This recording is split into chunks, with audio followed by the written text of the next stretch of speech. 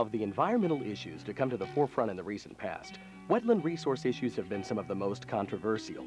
Wetlands issues are multifaceted and become a symbol of the difficult balance communities have to strike between healthy economies and the effective management of natural systems.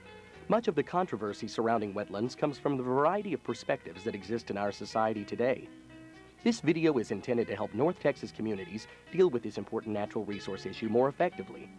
Real wetland issues that communities in this region are facing are described, as well as some of the ways that communities are dealing with those issues. We hope that this information enables communities to better manage resources by providing a primer on the physical characteristics, the benefits, the regulatory process, the challenges, and the successes of managing wetland resources in North Texas. Wetlands are areas of wet land located in the transition zone between land and water. Bogs, swamps, and marshes are areas that usually come to mind when one thinks about wetlands. But there is a significant challenge in trying to determine the boundaries of less obvious wetlands. Some wetlands are not even covered with water the entire year. Many are dynamic and move over time, yet they provide many of the same functions and are subject to the same regulations as the more obvious ones. Many efforts have been attempted nationally over the years to provide technically sound definitions of wetlands, but cities and scientists alike have had trouble applying them. Currently, regulatory agencies depend on the 1987 Corps of Engineers Wetlands Delineation Manual for guidance. Although there are many individuals who argue that the 1987 guidelines are either too strict or not strict enough, attempts to revise them have proven even more controversial. As a general rule of thumb, a wetland will have the following characteristics. Wetland hydrology. Water is the most important factor in the formation of a wetland. In North Texas, water is supplied by rainfall, groundwater, and surface water flow. But water may only be present for a period of weeks. Even though an area appears dry, it can still be a wetland. Hydric soils. The presence of water depletes the oxygen content of wetland soils, which changes the overall soil characteristics and appearance. The longer that water is present, the more pronounced the changes become. Oxygen depletion occurs fairly rapidly, usually in as little as 10 to 21 days. Aquatic vegetation. Wetlands feature a variety of types of aquatic plants that thrive on the saturated soils. The growth of many of these plants is influenced by fluctuations in the amount of water present and the depth of saturation in the soil. Biologists have compiled a list of plants that occur in wetlands and have classified them based on their sensitivity to these fluctuations. Ultimately, expert judgment continues to play a prominent role in delineating some wetlands. If there is any question about whether or not an area is a wetland, a good source of information is the U.S. Army Corps of Engineers, who have the scientific means and authority to help decide. The wetlands of North Texas perform a large variety of functions that are important to the region. In fact, it is the preservation of those functions that is the driving force behind wetlands protection. A noteworthy function of a wetland is its ability to reduce the velocity of stormwater running off of the landscape and into its natural drainage systems. Located in one of the strongest thunderstorm regions of the United States, runoff in North Texas can be sudden and intense. As this runoff enters a wetland, the combination of wetland topography, soils, and vegetation helps to absorb runoff and release it slowly into river or stream channels. Much of the runoff soaks into the ground. This function is important for several reasons. By reducing the amount of water entering the channels, the overall volume of floodwaters is also reduced. By reducing the velocity of the runoff, water is less likely to cut deep into channels and stream banks, eroding away soils. Wetlands are also one of the best natural systems for processing nutrients, sediments, pesticides, and other materials found in both urban and rural runoff. By controlling the flow and allowing wetland vegetation time to process runoff, the overall quality of water can be significantly improved. This is particularly important around north central Texas water supply lakes. Since all water must be treated before it enters municipal systems, the more natural cleaning provided by wetlands adjacent to the lakes, the lower the municipal treatment costs. Well, they provide a buffer area between the agricultural areas and the urban areas in our lake. So they act as kind of a filter for the sediments and the nitrogen, the phosphorus, and in turn provide a better water quality for the main body of the lake. Wastewater treatment plants within 5 miles of Eagle Mountain Lake in Tarrant and Wise counties must have a sand filter. At Newark, a wetland is being constructed in lieu of the sand filter, which will allow natural functions to provide the same filtering needs. Wetlands also provide some of the most thriving ecosystem areas in the region. The fact that they do so in the middle of such an energetic urban area stresses just how strong their habitat value is. Several areas in North Texas have taken advantage of these strong ecological values and incorporated wetlands into their park and recreation plans. One of the more interesting topics of wetlands that's sometimes neglected is its educational value, especially to young kids and families. We find in areas like River Legacy Parks and the Fort Worth Nature Center keen interest in learning about wetlands, how they can help us in protecting the environment, and we're very pleased that additional opportunities may be able to develop in the coming years. But the greatest potential of all may exist in the shadow of the urban skyline downtown Dallas. South along the Trinity River, large wetland areas not only provide vital management of runoff and flooding, but they house some of the richest habitat areas in North Texas. Wetlands are very productive natural growth areas, and the combination of wetlands and natural areas found along the Trinity River in South Dallas have produced one of the largest urban forested areas in the nation. There is a lot of interest in preserving this area because it has such strong potential to provide the region with a very diverse array of benefits. As this concept becomes more and more a priority of the federal government and North Texas cities, the multiple function offered by wetlands may make them some of the most viable resources to maintain and protect. The regulatory framework surrounding wetlands is complex and involves all levels of government and a variety of laws. 3 key federal laws govern water resources in North Texas, including wetlands. The Clean Water Act serves as the foundation for much of the regulation associated with wetlands. Section 404 of the Act authorizes the Corps of Engineers to issue permits for the discharge of dredged or fill material into the waters of the U.S., including wetlands. Wetlands subject to the Corps permitting process are called jurisdictional wetlands.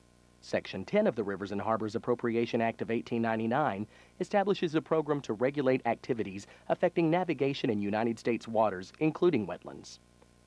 The Federal Agriculture Improvement and Reform Act of 1996 is commonly known as the Farm Bill. The 1996 revisions included modifications to 4 programs related to the conservation of wetlands on agricultural lands.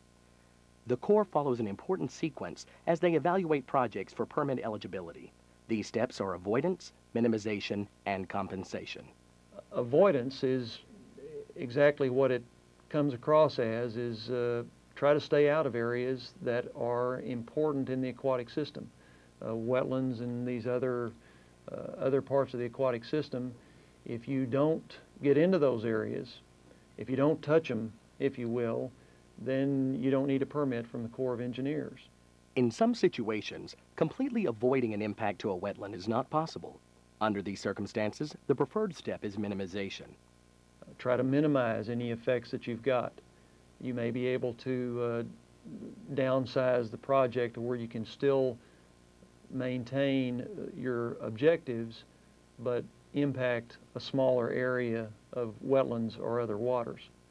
Despite minimization efforts, some activities may have substantial impacts to a wetland. Under these circumstances, the unavoidable adverse effects on these wetland areas must be mitigated for. This is the third step, compensation. Compensation can come in many different forms. It may be enhancing an area, a wetland area or another water area. It may be restoring an area where a wetland had been previously but had been eliminated for some reason. Another is creation. At North Richland Hills, a constructed wetland has become a focal point in the city's park system. It is a classic example of a city turning the challenge of meeting federal law into a community amenity, creating a primary attraction of Green Valley Park in the northern reaches of the city. Acquired in 1992, the 32-acre site was intended to satisfy the need for a community soccer complex in the city's park system master plan. But a lone 50-year-old stock pond had special claim to the site. Approximately 1 acre in size, it qualified as a wetland under federal jurisdiction, and moving it required a mitigation plan. Location was really central in the tract, and it was built up and dammed on one side, and it made it very difficult to work around and still develop the park property as we originally proposed. So we started looking at our alternatives, and we ended up scaling back and reducing the number of soccer fields and really trying to take advantage of the opportunities that we had for a potentially significant environmental resource on this site. Already working with the local school district on a tree awareness program, North Richland Hills expanded the program to include wetlands. The opportunity to create this resource for the school district was a key reason that the city pushed so hard to not only meet Corps of Engineers requirements, but to exceed them. Some of the initial responses and conversations that we had with the Corps were that there really hasn't been a successful created wetland that they just take, they hesitate in the mitigation process and try your best to preserve existing wetlands. And we knew that we could do a pretty good job if we really set our mind to it. The success of the Green Valley wetland has helped minimize a lot of concerns that arose when the city first faced the challenge of mitigation. Some of the concerns we had were blending an area like a natural wetland area in with active uses for recreation, soccer fields. And the plan that we came up with really does a really good job of incorporating and blending active uses as well as natural areas, and it shows that it can work in an urban environment. Note that the Section 404 regulatory program is associated with a delineation procedure to identify specific regulated wetlands. That is an important point because local communities are most often faced with development decisions that include more than just jurisdictional wetlands and more comprehensive in nature. This difference in scale can be the source of confusion between the different agencies involved. Although the regulatory programs are critically important, they should always be thought of in terms of a larger planning picture, a picture of what a community wants to be and the quality of life the community wants to provide its citizens.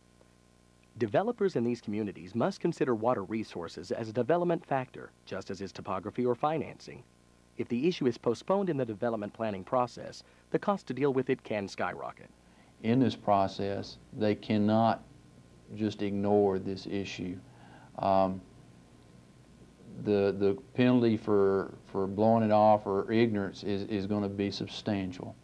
If the Corps comes out on the site and that permit has not been acquired, they are going to be penalized heavily for it.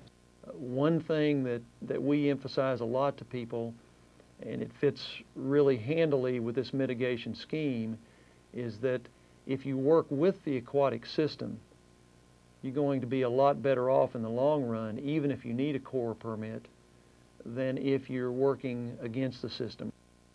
The regulatory structure that exists today is complex, mainly due to the number of agencies involved and the variety of missions and purposes they have.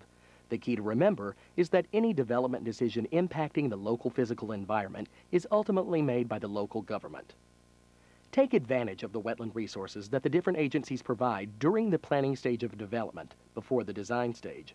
By learning how the agencies interpret conditions at a particular site ahead of time, design elements can be shaped with these priorities in mind, and costly remedial change can be minimized.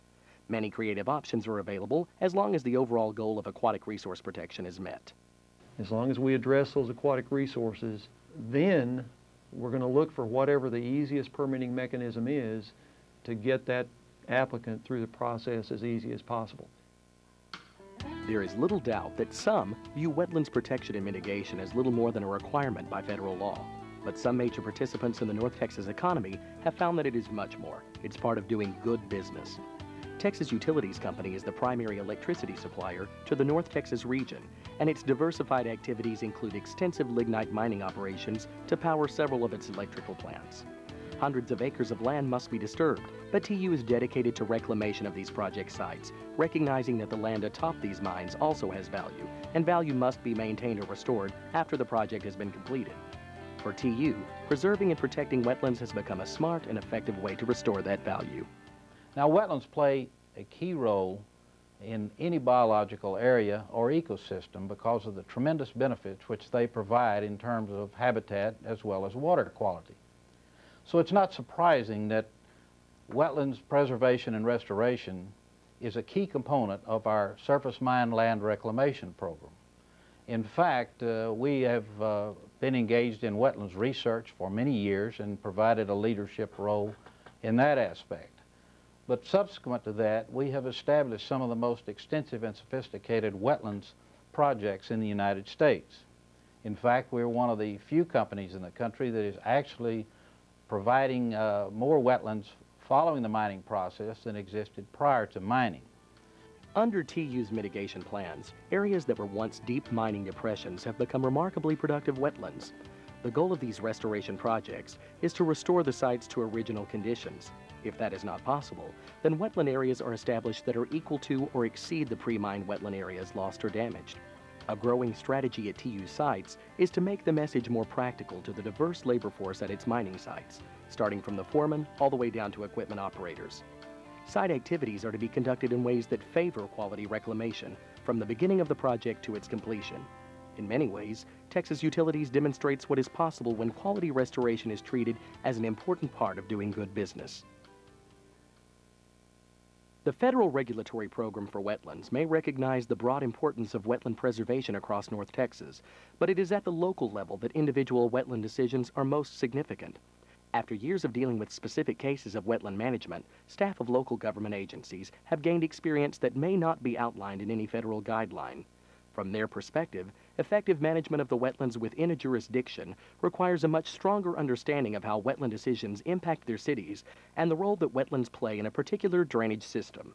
Wetlands do not operate in a vacuum. They are part of a natural ecosystem.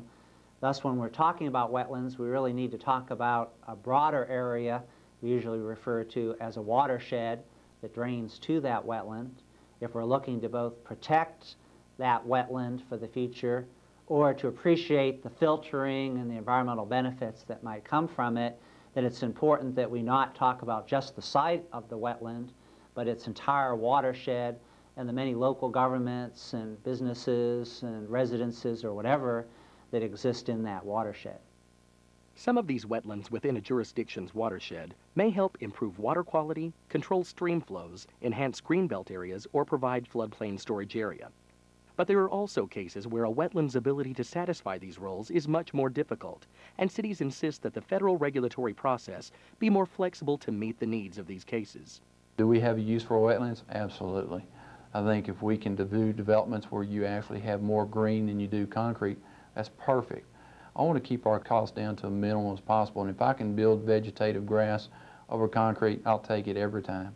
But there are situations that don't lend to building grass, where your velocities are so high that it will tear out anything that you put in there. You've got to do it right. You've got to do it right one time. In order to properly assess a wetland's ability to not only help a city, but to survive in it, an understanding of the development activity and potential in a watershed is vital. If cities don't consider how a watershed may change 10 years into the future, they may also have not considered how a wetland will perform in 10 years. As a natural system is subjected to the diverse range of velocities and water quality in urban runoff, cities may have to intervene to help the system stay natural. A lot of times engineers and others do not recognize the dynamic nature of a wetlands area and or a channel, drainage and river area. If you develop wetlands and do not maintain it, a lot of times what you end up with is not what you intended. Overall, cities have shown a lot of willingness to work with wetlands regulations, recognizing that they have managed to preserve many areas that normally would have been destroyed by less sensitive development practices. But poor development practices can create unwanted and unnatural wetlands. Landscapes around North Texas are dotted with artificial or accidental wetlands that have developed unintentionally as a site was poorly developed. Although their creation may have been accidental, they can become subject to very real regulations. Several agencies have roles in administering wetlands regulations, and most local governments have learned to deal with them favorably. But there are exceptions, particularly when the agencies don't agree with each other. The delays imposed by these battles can dramatically impact projects, even turning developers away from sites. One of the things that has been a trouble spot for us is that in dealing with the state agency is that there were no standards established. I think these groups need to develop standards. They need to be able to provide that to the cities and the developing engineers so that they can look at this and see how this applies to the tract of land that they're developing. North Texas also faces challenges in mitigating linear features, such as transportation facilities. Rarely is there sufficient space available in highway right-of-way lands to accommodate a new mitigated wetland. Often, transportation interests are forced to mitigate on federal lands, and the additional requirements can delay project completion. In the case of DFW Airport, disagreement has gone beyond the traditional agencies in the regulatory process. Two agencies with significant impacts on airport operations disagree fundamentally with the protection of airport wetlands. Take, for instance, the presence of wetlands serve as a bird and wildlife attractant. That presents an inherent conflict with aircraft operation. Bird strikes are a serious area of concern for the FAA. And in addressing that, the FAA has ordered us to remove bird attractants from the airport. That includes removal of wetlands. Following the mitigation rules of the Corps of Engineers, DFW Airport created 15 acres of new wetland along the northern reaches of the airport property to mitigate the loss of wetlands from the development of a new runway. The new wetlands provided excellent habitat for bird populations, but birds and planes are not compatible forms of air traffic, and the desire by the Federal Aviation Administration to remove the wetlands has put the airport in the middle of conflicting goals and priorities of the Corps of Engineers and the FAA. One resource that cities feel could be used more effectively in dealing with unique wetland problems is local staff experience. City staffs have specific obligations to their communities and their region. With those obligations comes knowledge of their communities that often cannot be duplicated by regulators located in state or federal offices. Well, I think every community has different variables involved in the wetlands. And I think the community, the engineers that are operating that community will be able to provide better knowledge of that than people that are not aware of the city, never been in the city. So I think you've got to build a little bit more trust into the community engineers that are responsible to that city. As both public and private interest in North Texas search for the best way to integrate wetlands preservation into the region, questions about the overall effectiveness of wetland mitigation arise, questions that may be answered through better planning. Simply choosing another site to develop a new wetland when an established one is to be damaged may not work well in the overall drainage system. People actively engaged in wetlands creation have a much stronger support for systems of wetlands rather than the checkerboard arrangement that emerges when new wetlands are created simply where land is available. It's not that we're blind to the cumulative effects. It's that when manpower on all sides of the issue and regulatory manpower as well as industrial manpower are applied to very small areas that don't provide significant habitat quality, it may well have lost sight of the no net loss concept. In many ways, North Texas echoes concerns present in other parts of the country. There is a strong desire to find the best way to make wetlands protection work without slowing down economic progress or sacrificing natural benefits to the communities. Decisions to protect wetlands must consider the full range of community needs, the overall watershed, and the way that communities serve their citizens. The relationship between wetlands and the sand and gravel industry is a strong one in North Texas. The mining of sand and gravel leaves clay depressions in the landscape that ultimately fill with water and evolve into wetland areas. The Trinity River corridor of North Texas is abound with wetland areas that were once sand and gravel mining sites. The fact that many now serve as successful habitat areas is no surprise to the sand and gravel industry.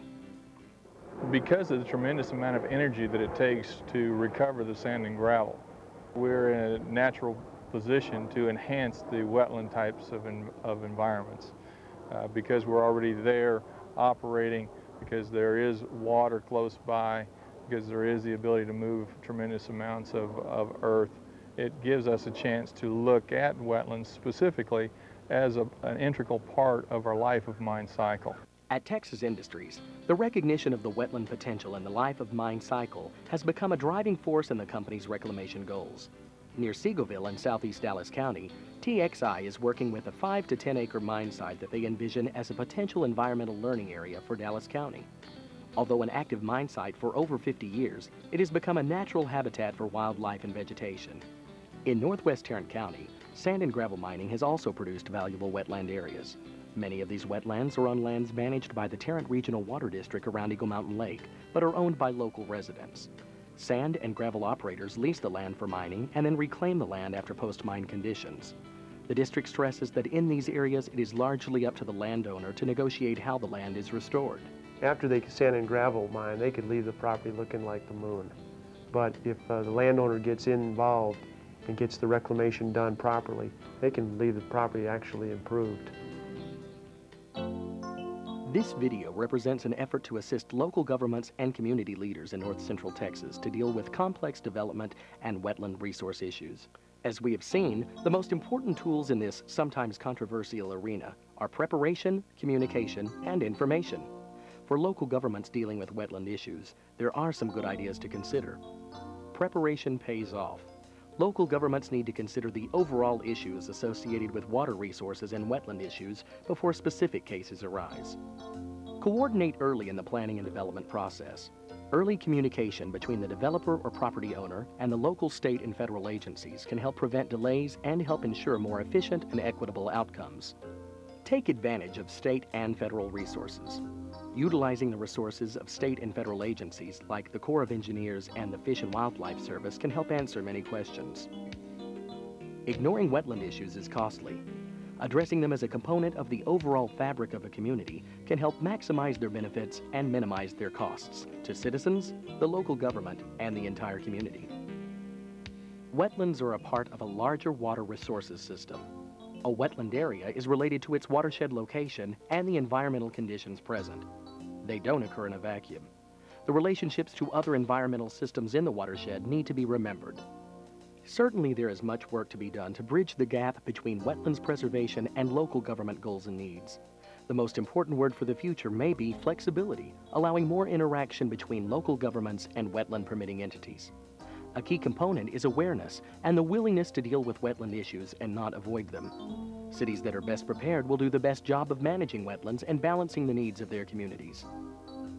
We would like to thank all of those who assisted in the preparation of this video.